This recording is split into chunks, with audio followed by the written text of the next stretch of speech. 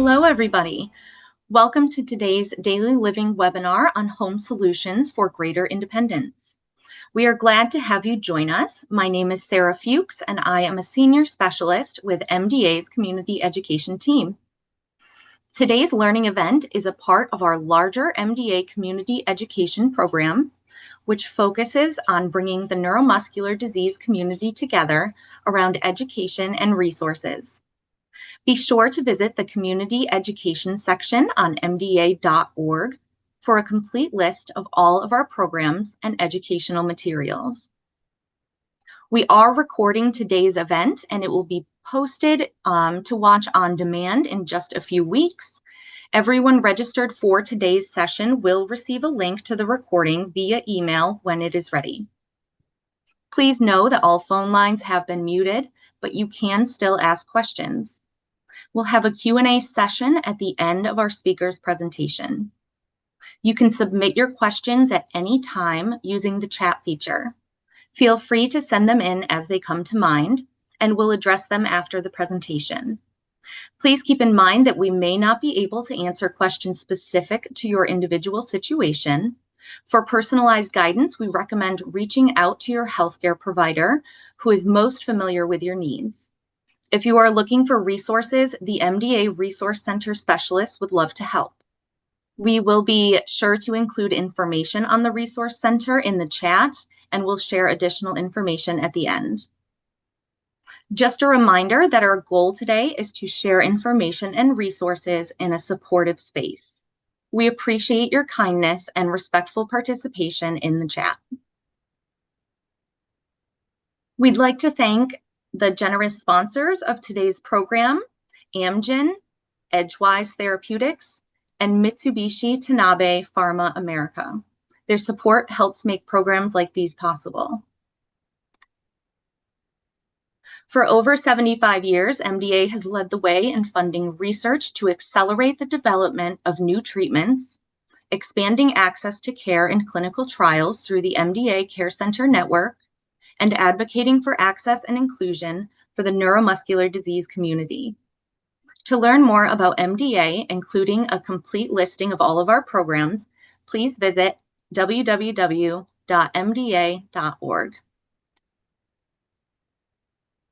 The purpose of today's program is to promote safety, independence, and quality of life by emphasizing how small, low-cost changes in the home can have a big impact on daily routines. We will also explore low-cost and no-renovation solutions by introducing affordable tools and equipment, provide tips for finding budget-friendly options, and review financial support options. Finally, we will identify professionals who can help by highlighting the roles of professionals and explaining how to obtain an in-home consultation. The presentation will be followed by a brief Q&A session. Then we will have an opportunity to hear directly from members of the MDA community who can share experiences and resources. It is now my pleasure to introduce today's presenter, Theresa Berner. Theresa is an occupational therapist and the rehabilitation clinical manager at the Ohio State University Medical Center.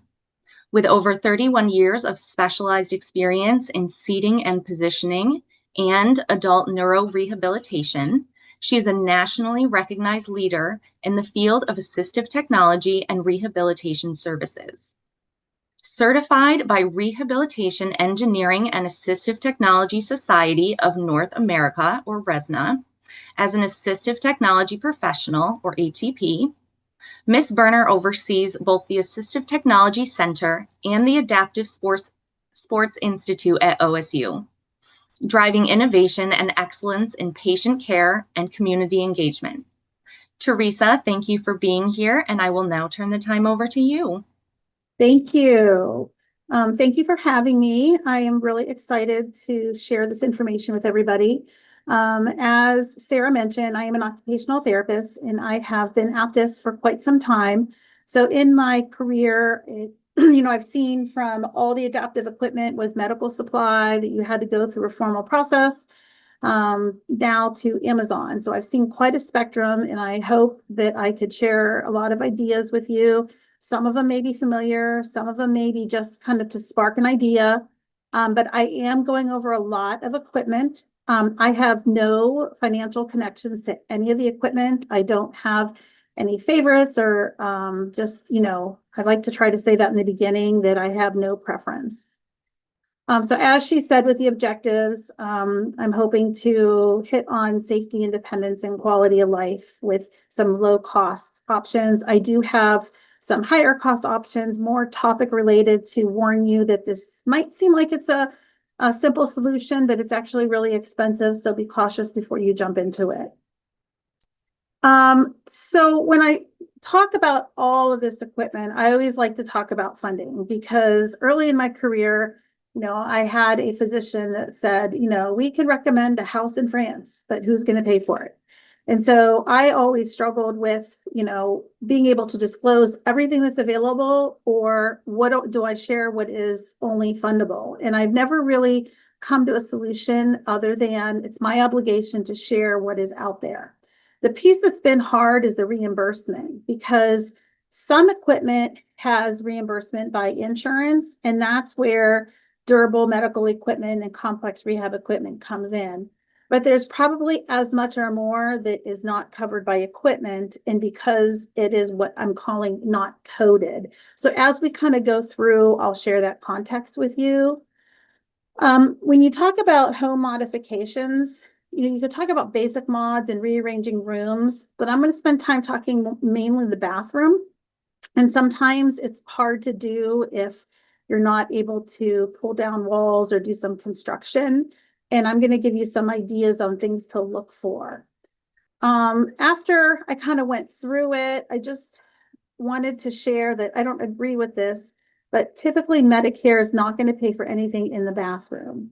So when we go through that section in the bathroom, I'll explain the why behind that. But as more equipment has become available, the prices come down, and we have this wonderful thing called Amazon. So just as Amazon is a good resource, it's also a terrible resource, because it gets really overwhelming. And a lot of times when I sit with people, I will sit and say, let's put in some search terms, and then help them interpret what it is that is coming out. But I will say that my best satisfaction in this topic is that equipment and items are more accessible now than they ever have been in my career. The one piece I wanted to talk about is just really a therapist can be a key person in meeting with them, just because of trial equipment and triaging and problem solving. Because I find people that come into my clinic that just started buying stuff, and they didn't realize it was a mismatch of their physical needs or abilities. And then some of the items they couldn't return. It's really hard to trial some specialized equipment, but problem solving with a therapist can be super valuable. When you're looking for therapists, a neuro rehab therapist is going to have more information than what we call a musculoskeletal therapist. When you're looking at physical therapy, you can go to sports med, and those are more muscular skeletal. But then when you go to a neuro facility, they're going to be more neurotherapists. Usually occupational therapists are going to be neuro-based, because we don't tend to work with sports med people. And the important thing when you utilize your time with a therapist is that bring a list of questions. We function where we are here to meet your needs. And so if we're going down a path of asking you questions that you have nothing wrong with, we may deem that there is not a medical necessity to work with us. And those are magic words for us as far as to getting insurance to pay for our services.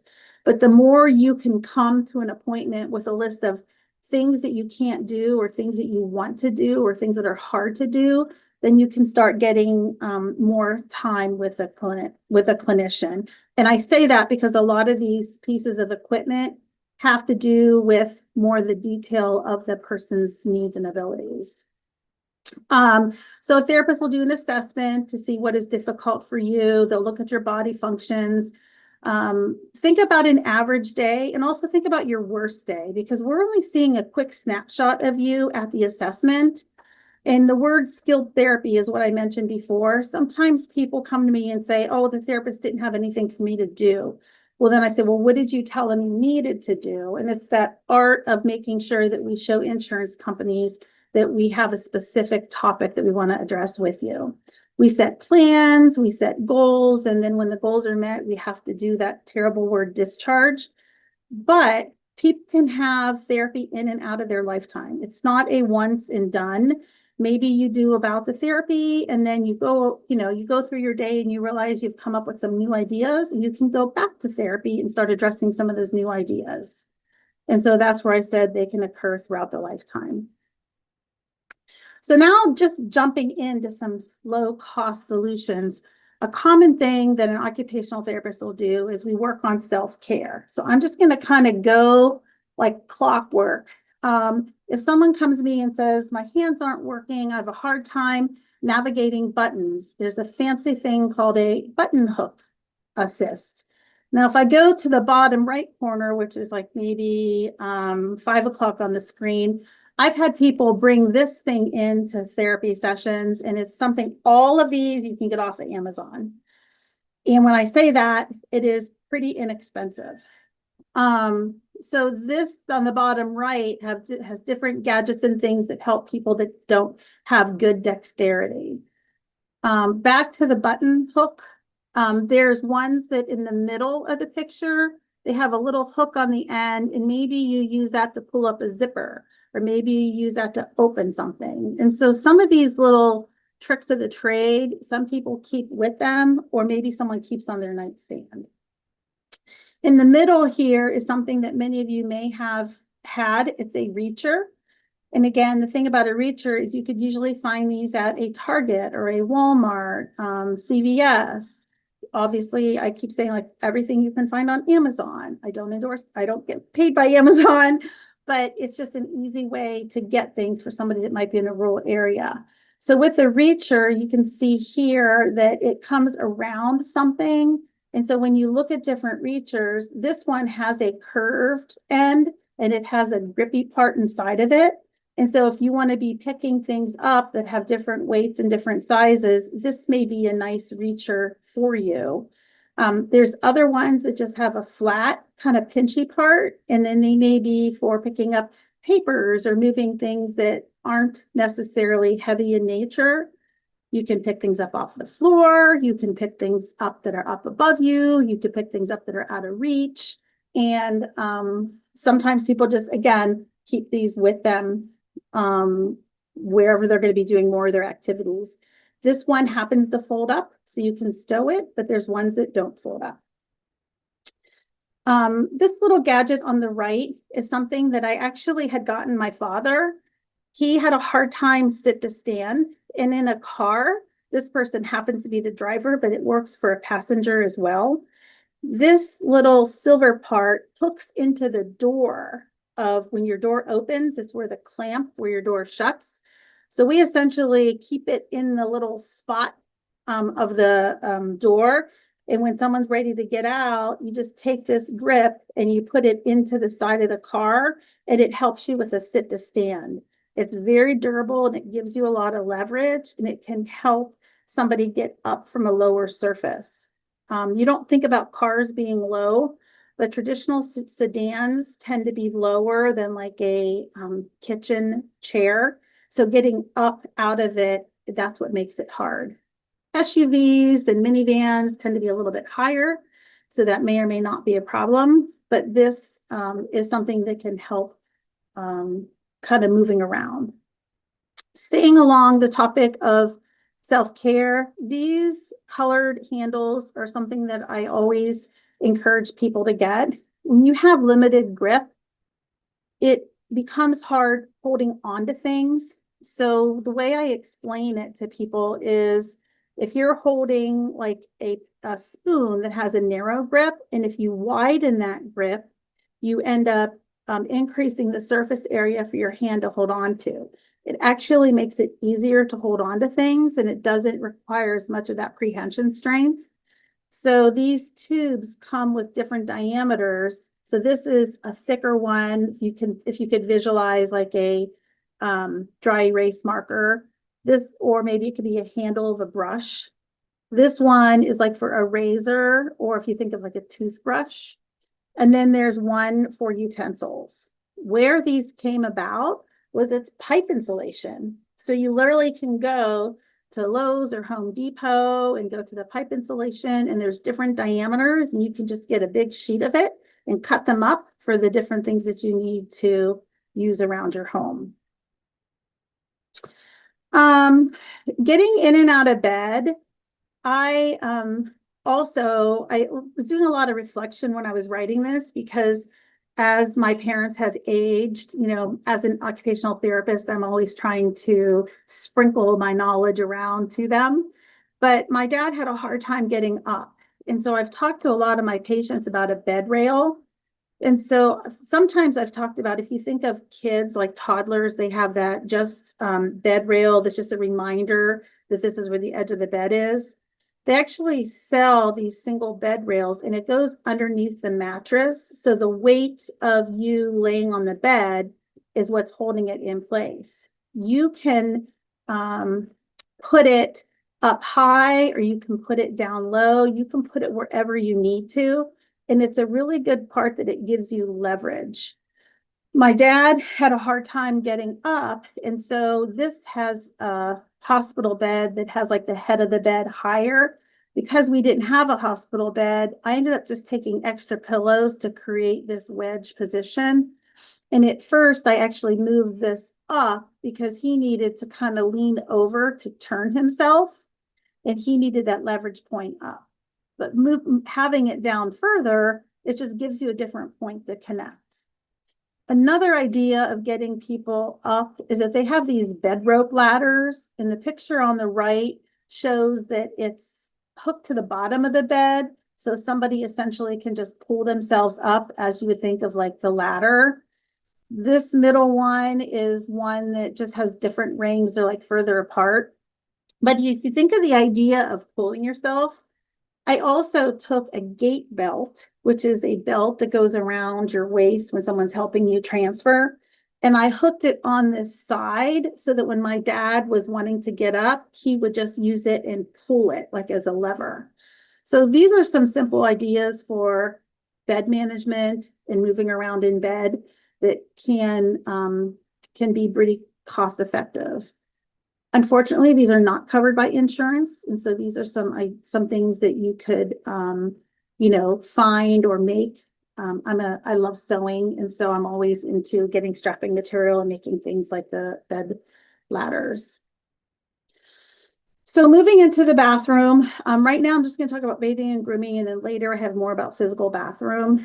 But when we talk about bathrooms, for a toilet, it's getting up. So the height of the toilet is where somebody can have difficulty, because it's that sit to stand. So if you need rails around the toilet, you can use one that's in the middle, that this is just hooked right to the toilet, and then the person can push up. If you can imagine yourself sitting on here, you have to still kind of move your hand back a little bit, and you're pushing from kind of like more your middle up.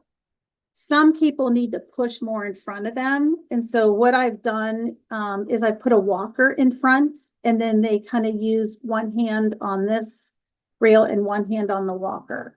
But this is something that's very easy to install. You can get these at Home Depot. You can get these, on the internet, and this might be something to give some assistance to get sit to stand. Another style is the one that's on the left-hand side. And this one is maybe if someone needs a little more space so that they're not so close to them, that it's a little further out. If you notice, there's a bar here and a bar here. So somebody can put their hand on this front bar, and then as they stand up, maybe, rotating, they can get their hand up to here. What I found is when you're looking at like these bars, pay attention to this posterior stabilizer part, because I made a mistake when I got my mom one, is that it was hooked to the back and then it had the front, and I'm like, oh, this is good, it's nice and efficient, but it was really wobbly and it wasn't really stable. So luckily she didn't fall, but I realized that maybe that extra support in the back would help her a little more. So these are things, again, that you can add on yourself for kind of toileting and hygiene and grooming. And then, so these are bath seats, or I'm sorry, for toilets. And then for bath seats, I just wanted to talk about the difference. This is called a tub bench because these two legs sit outside of the tub. And then these two sit inside the tub and these two sit outside. The reason for that is you can sit and then scooch over and lift one leg at a time over the tub. And then when you move in, you end up being inside. The difference between that and this one on the bottom right is this seat, you have to physically be able to step up and stand into the shower or tub in order for have that stability. And some people don't have that motor control. For hygiene, this is a Matic self-wipe toilet aid. There's several different designs of this, but for cleaning yourself up, this is something that works really well. You put the toilet paper around it, you clean yourself, and then there's a little button right there that you release it, and then the toilet paper goes into the toilet. So if you can't reach or you have somebody that isn't able to clean themselves, this has become a pretty good resource. And again, it's not very expensive. Moving on to the kitchen. These are some examples of different utensils. So here again, you can see the bigger diameter. So anything with a big diameter is going to help it be easier to hold on to. The reason these are curved is that it helps you with kind of that coordination. If you have limited coordination, you can get these types of utensils with just a straight utensil also. It doesn't need to be curved. If you cannot hold on to any, like a fork or spoon, up here at about 1 o'clock is a little brace that you just slide in your fork, your spoon, anything that you need with the utensils. And you can see it's not that expensive. You could even make it if you're a sewer. We use a ton of these, and they seem to be really, really efficient. A rocker knife, if someone has difficulty coordinating and cutting up their food, this rocker knife works really well because essentially you hold the top and you do what it says. It rocks it back and forth. I actually found a device at TJ Maxx that was for cutting herbs, but I looked at it. It was essentially a rocker knife. You have this bendable side and it just allows you to make quick cuts when you just push down and lean it side to side. Thinking about computer access, there's a lot of different options that are available. Every state has what's called a Technology Act. And so you can call your Technology Act and they have some of this demo equipment. I always like to say, call your occupational therapist and do some trial, but depending on where you're at, not all areas have a therapist that is good with computer access, but the state does require every state to have technology access for individuals. So as I talk through it, some people can benefit from modifications to the computer by using the accessibility features that are built into the computer. And I put a link just to give an example of what the Microsoft accessibility features are. Other things to think about is, do you have a hard time accessing the keyboard? This is an example in the middle of a key guard. So it kind of separates the keys so that if you don't have good coordination, you're not gonna, when you mean to hit the K, you hit the L and the J also. It kind of separates the keys, and this fits over a traditional keyboard. The one on the right is larger keys. So somebody that has any difficulty with visual impairment, it also can work with some motor planning, but there's different keyboards that can be available. Most of the solutions that I'll show you on the next slide are computer mice that are modified. And then there's on-screen keyboards, voice control, and some eye gaze.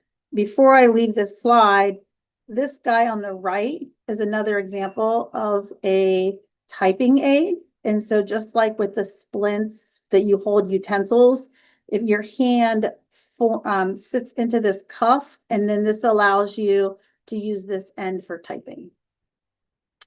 So here are all the different computer mice. And so in here is a example of where they are found. And again, I just did a search term for it. They're called Kensington. This is a really good brand, and you can see the different styles of it.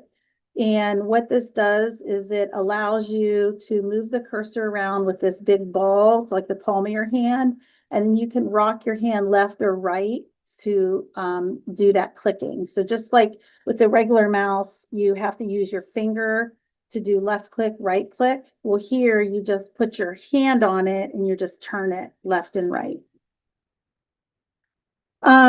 This gets into more detail, but for computer access, there's a lot of cool technology out there. This one happens to be called Glasshouse. There's competitors for it. This allows somebody that doesn't have any motor control to move the mouse around through like an infrared, and then click on it for that left click, right click. If you don't want to use something like this, then there's drag and dictate, which is voice activation, where it learns your language and you learn your voice, and then you end up doing computer interaction, with voice control. These are some examples of eye gaze. And a lot of times we work with a speech language pathologist when we're looking at different types of communication. Our speech language pathologist bridges the gap between the OT and speech. So if I have a patient that wants to be able to use AAC for computer access, usually the speech language pathologist helps me get things set up as far as understanding the intervention and kind of the access points for it. And these are just some examples of somebody being able to you could really do a lot, and it could work really fast once you get to learn the program for it. So now we're switching gears, and we're going to talk about transfers and lifts. If you look at the MDA Resource Center, I was really happy to help with 2 articles. One was simple, safer transfers for the equipment.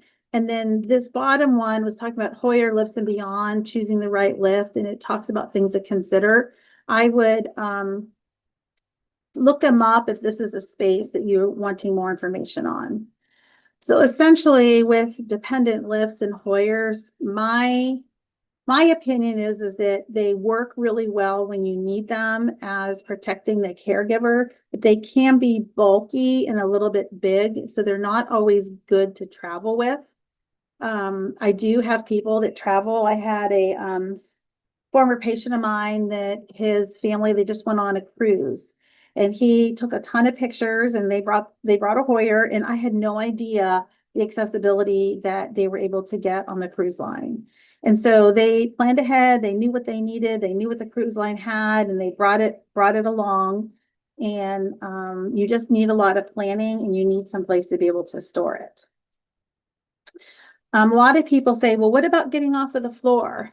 A Hoyer lift will go all the way to the floor and help you up, but there are very specific floor lifts that are available. My caution is they're very, very expensive. These are thousands of dollars. Now, they serve a purpose, and they definitely help people get up off of the floor, but I would work with a physical therapist on kind of the components around it. And if you have a Hoyer, then you can be able to get it up off of the floor.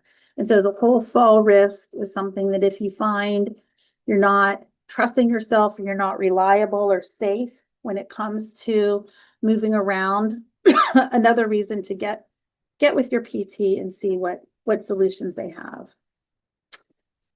Moving into vehicles, when you're talking about transporting wheelchairs, you can transport a wheelchair. The easiest thing is a portable wheelchair that you can stow in the trunk or stow in the back seat. These are going to often be manual wheelchairs and mostly scooters.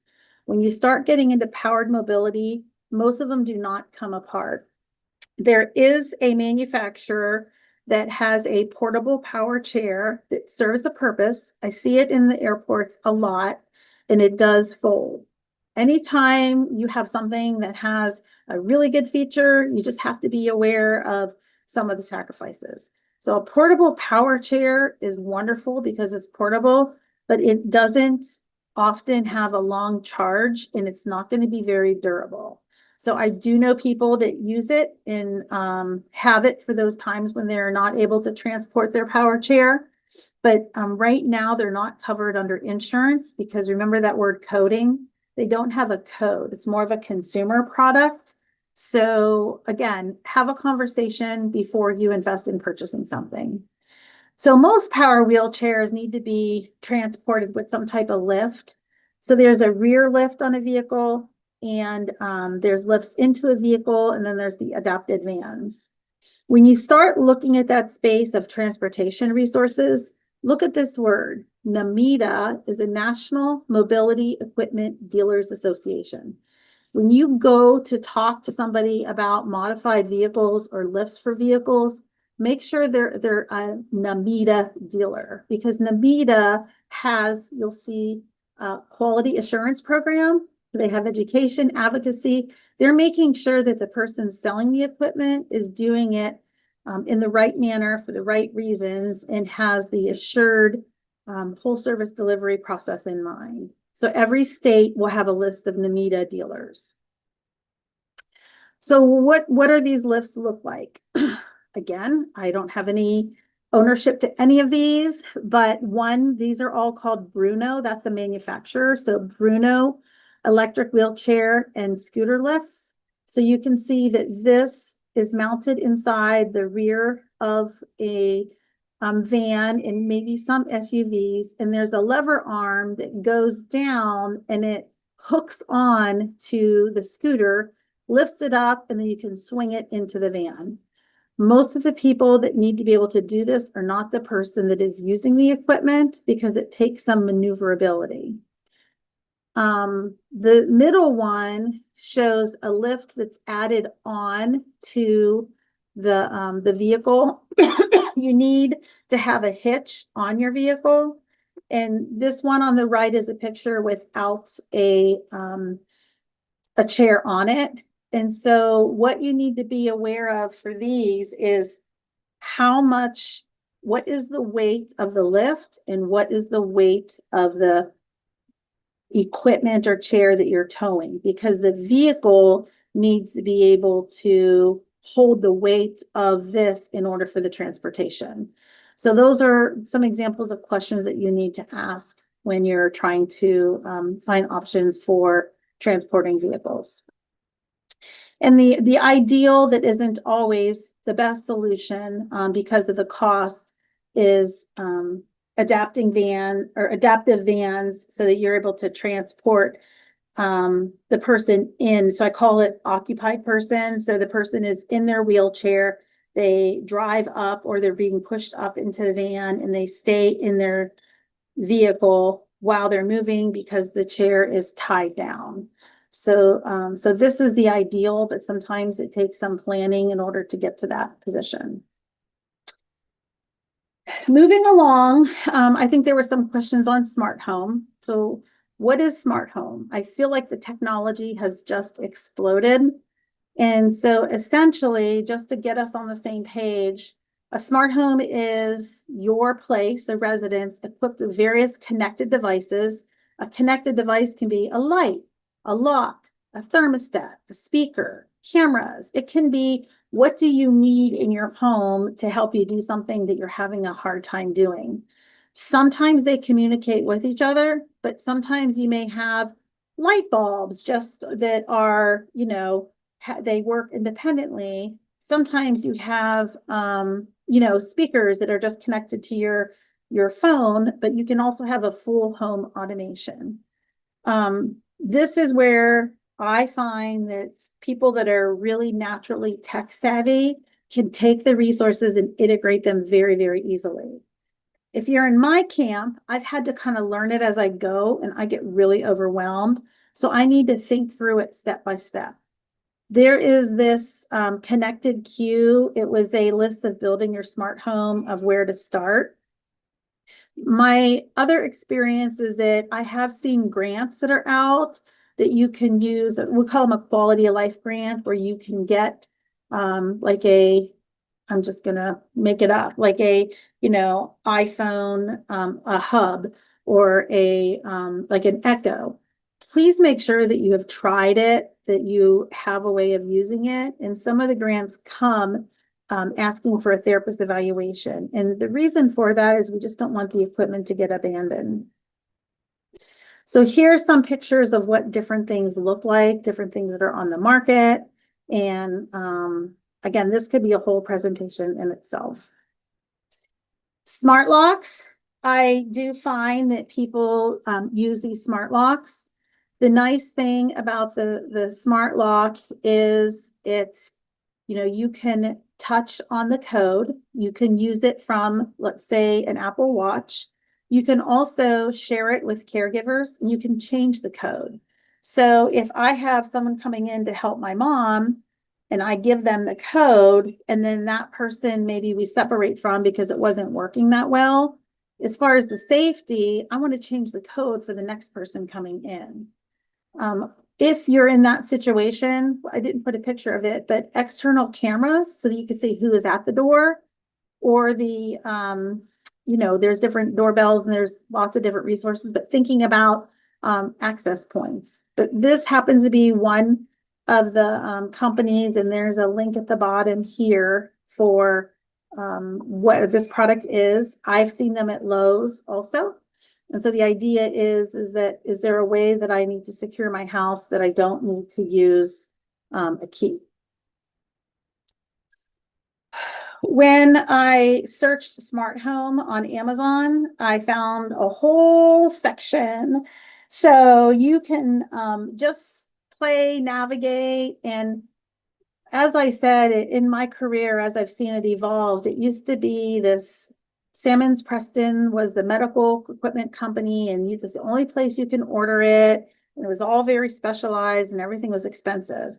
Well, now I think everyone wants to have that home automation and have things that are easy. So you can have some type of, remote monitoring for your pet, or you can have remote monitoring for, a elderly, like in my space, like my mom and my dad are older.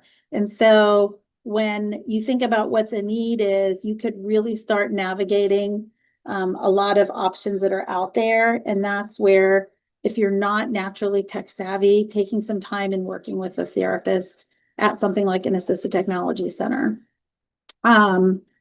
There's also, these plugs and outlets. So what this is that if I have a lamp that I want to, being able to turn on, let's say, I'm a wheelchair user and I transfer into bed and I want to just turn that lamp on in the morning before I get out of bed.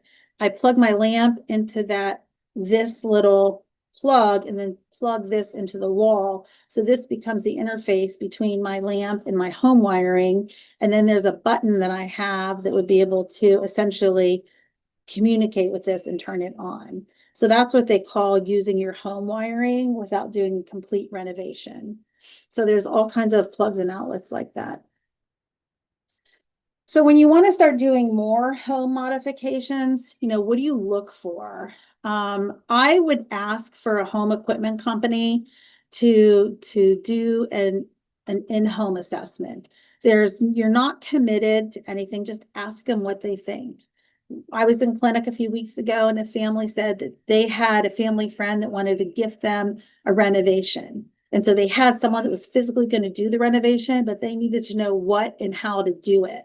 So as we are talking through it, that I'll show you some pictures, I really encourage them to talk to a home mod person, because you're just essentially getting some quotes and you're getting some ideas. And none of these companies, I would say most of them, are not super aggressive, that they're going to badger you like a roofing company. Most of these people are in the space and understand the population that they serve. So, you can ask them about, like, they call themselves access specialists. Well, what do you think would be the best solution for this identified need? Do you install it? Do you have training on the use of the equipment? Do you do service and repair on it? What do you do for maintenance? What I like is I like a company that has their own contractors so that they're not outsourcing everything. So if there's a company in my community that I know does this home access, they have their own contractors. So if you have a problem down the line, they can then come back to you and help you with some questions that you have. So talking about home mods, I see a lot of these. And the thing that I warn people about this is yes, if you want to take a bath, this is really good because you can step into it, shut the door, take your bath, and you're submerged in the water. But if you think about it, in order to exit, you have to let all that water drain. And there's a chance you're going to get pretty cold sitting wet before you can open the door and exit. So you just need to have a plan and need to have a way of knowing it's okay to being able to have all the water drain before you get out.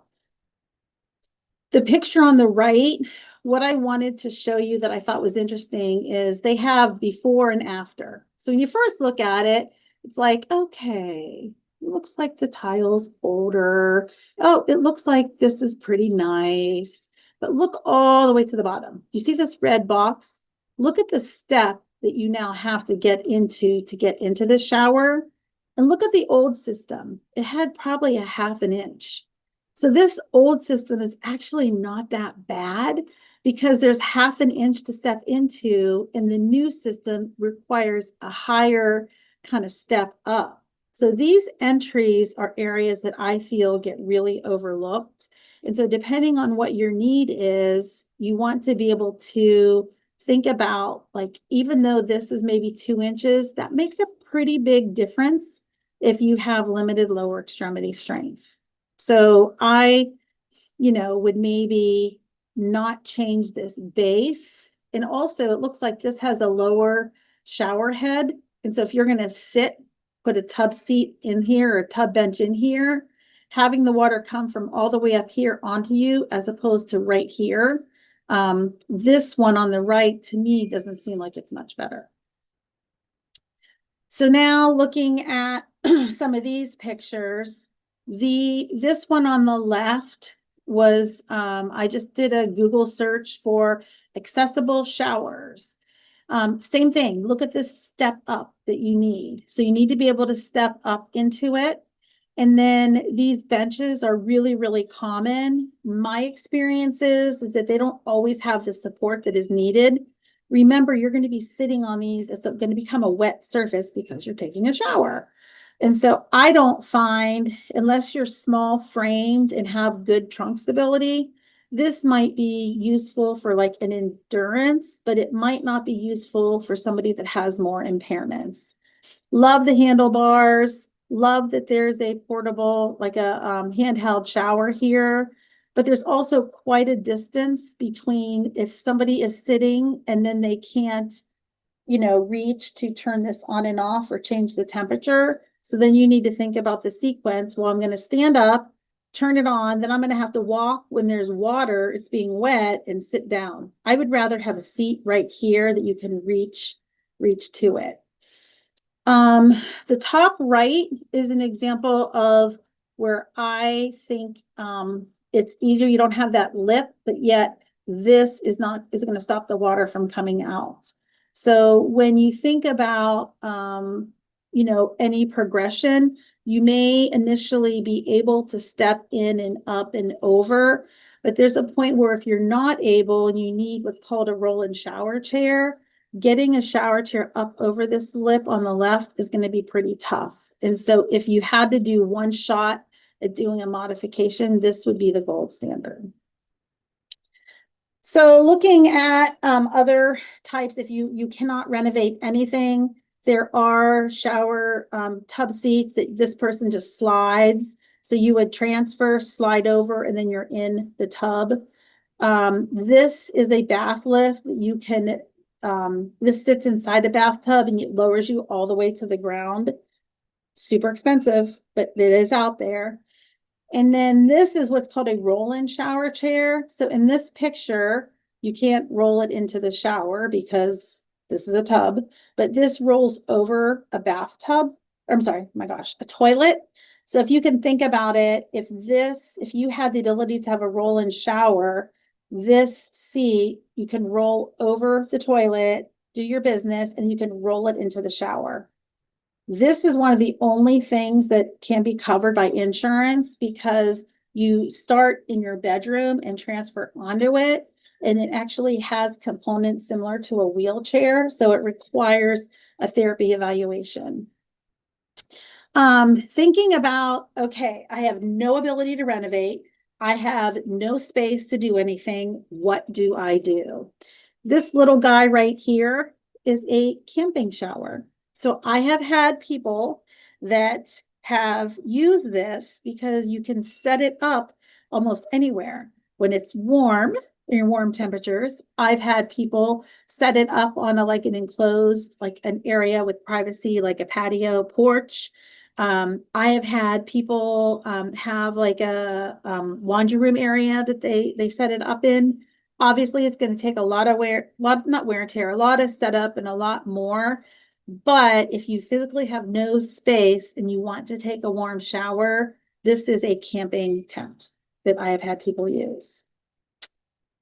Um, Door openers. Open Sesame is a brand. They have different types of models, but this is something that you can put from a button. So if you need to open or close a door, they make it for like sliding glass doors. I've had people use these for like a door into the garage or the front door, but it doesn't take a ton of space with it, and they have different models. So this is good for door opening. Getting into elevation in the home, stair lifts are very popular. There's straight stair lifts, there's curvature stair lifts. The stair lifts can be removed. So if somebody has a stair lift, they no longer need it, it can be removed. If you want to purchase a stair lift from somebody else, you need to know the distance. Maybe, what is the distance and how much space, length of the track do you have? In working with a company for that does the installation and seeing if you can buy pieces and parts for it. The thing with the stair lift is that if you get into, you're on the first level, you transfer into it, you go all the way up to the top, you need to have either a wheelchair at the top as well, if you're not able to get up and stand by yourself. So some people with the stair lifts, it works if somebody is ambulatory to kind of get them safely to the top. But if they're non-ambulatory, you need to have a wheelchair at the bottom and a wheelchair at the top. So that brings us into elevators. Some people will take a closet and turn it into an elevator. Those, I think, depending on where you live and,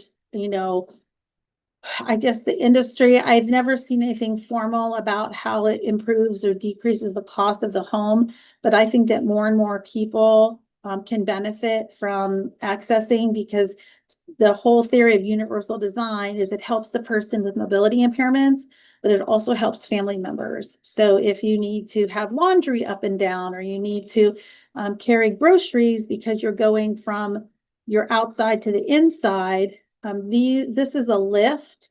You can get a lift, a porch lift, and you can also put it inside your house.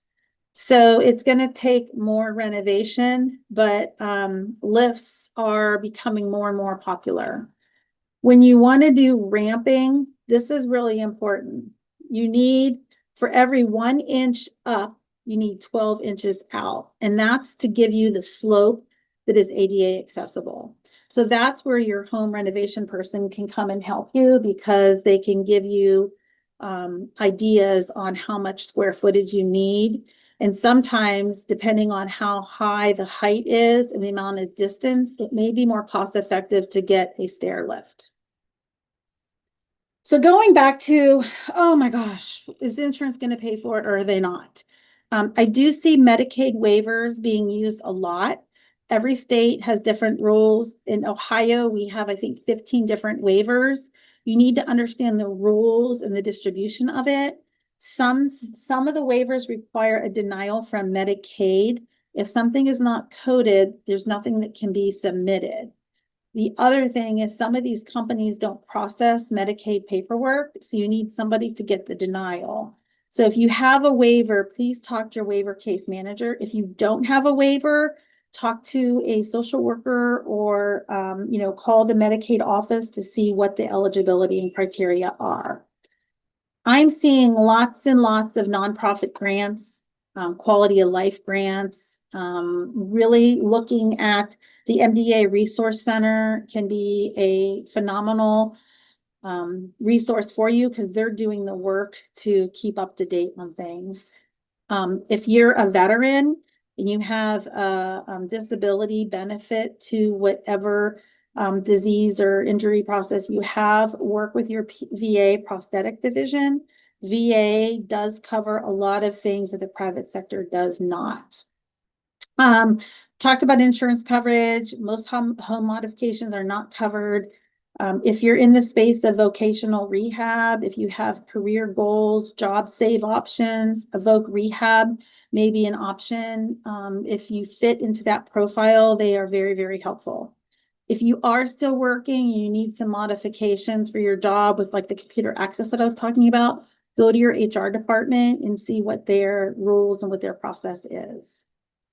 I've also found a ton of local loan closets. If you search like durable medical equipment or ramps, whatever you're looking for, and you look for loan closets, a lot of times the churches have a lot of different DME loan closets. And if they don't, they may know somebody that does. The MDA support groups and the community of people within the different, like the multiple sclerosis, muscular dystrophy, ALS. There's different support groups that have exchanges and can share equipment with each other, and you can tap into that as well. If you do look at the online marketplace, like Facebook Marketplace, please be an educated buyer. Have somebody else take a look at the equipment. There really isn't a resale value for a lot of this equipment. And so I'm finding some people end up marking it up a lot.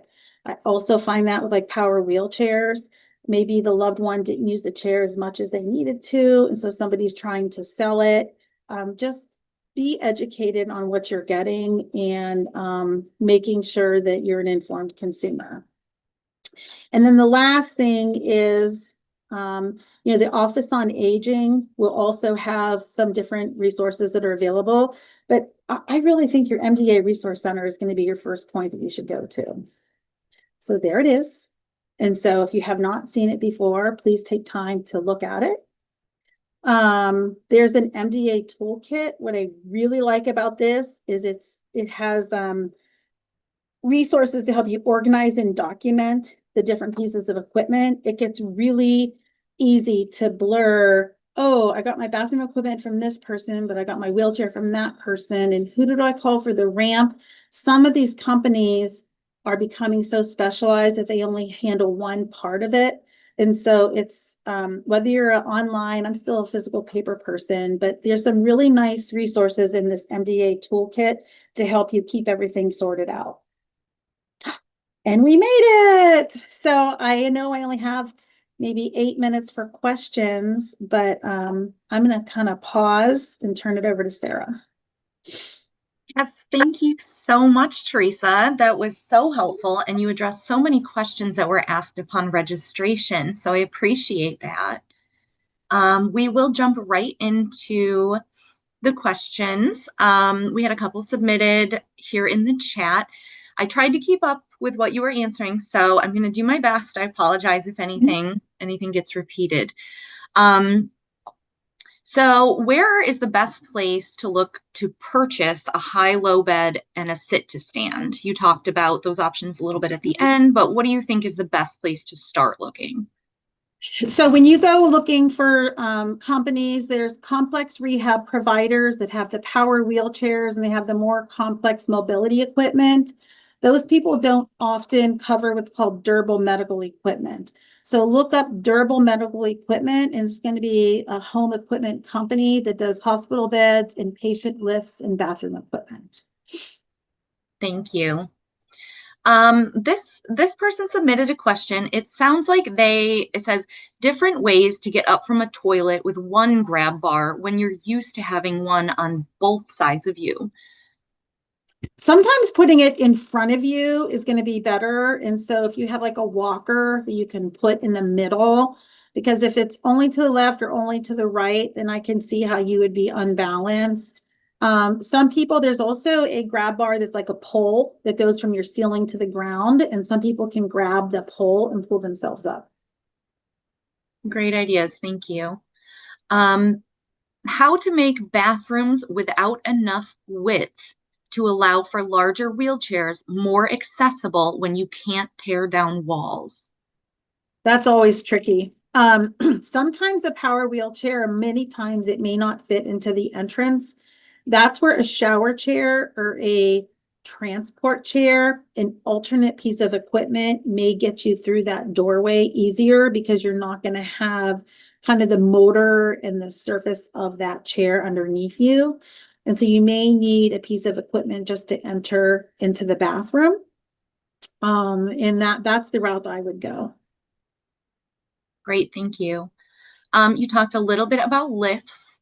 Do you know of a lift that doesn't have a big power bank for a front entryway? Wait, so me to understand that. A lift that doesn't have a power bank for a front, what was it?